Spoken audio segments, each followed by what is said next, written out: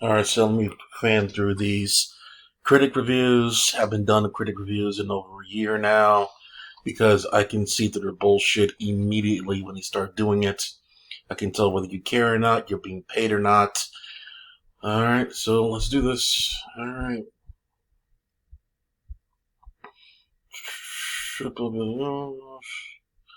Okay. Whatever. Same old shit from the other movies. Okay. Saddest and darkest. Okay, that's what I want to see. Descriptions. That's good. Okay. So sad and dark.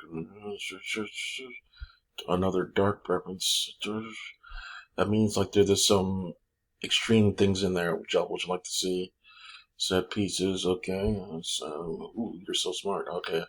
Fun, intentional, perfect. Okay. So overall, it's pretty positive. Confirmed. Blah blah blah blah. And Warlock. I don't care about that thing. This movie. Blah, blah. Okay. So there's. Okay. So basically, I'm seeing here that it's not lazy. It's worth your time. That's for now. Clack off.